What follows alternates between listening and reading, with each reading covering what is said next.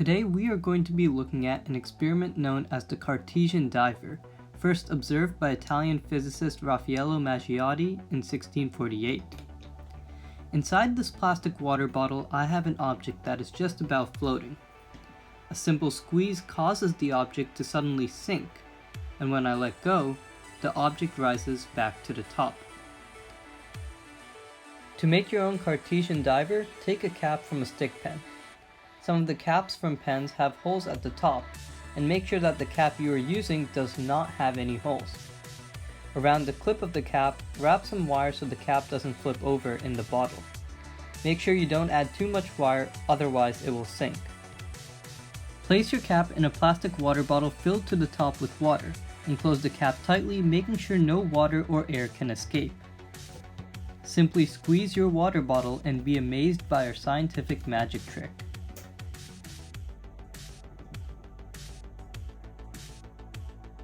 So how does the Cartesian diver work? Cartesian divers are dependent on a force known as the buoyant force. It's the force of the water pushing up against an object, and it's pretty powerful. After all, the buoyant force is the same force that pushes up against giant ships, allowing them to float. The buoyant force is especially strong against air. When I blow bubbles in the water, observe how quickly the air bubbles rise to the top. That's because of the strength of the buoyant force. Notice how even in our pen cap, it does not just have water inside of it, but it also has air as well. This is causing a buoyant force on the pen cap. So this would be our cap. It has an equal amount of air and water inside of it.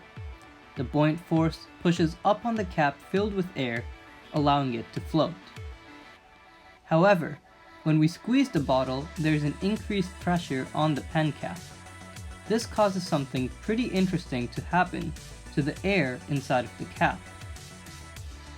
You see, air is a compressible fluid because it is a gas.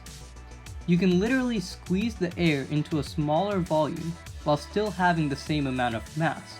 In other words, you can have the same amount of air, but it'll take up less space within its container.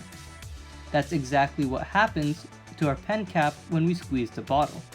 Squeezing the bottle forces more water into the pen cap, and because air is compressible, the air inside the bottle cap compresses and makes room for the new water that just came inside. And when this happens, our pen cap will sink.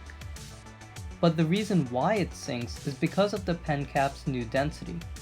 The density of an object is responsible for whether it floats or not. The more dense an object is, the more likely it is to sink, and the less dense an object is, the more likely it is to float.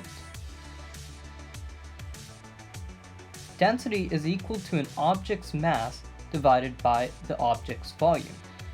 When the air inside the pen cap gets compressed and new water is let into the cap, we are increasing the mass, but we are not changing the volume. This means, according to the density equation, the density will increase, causing it to sink.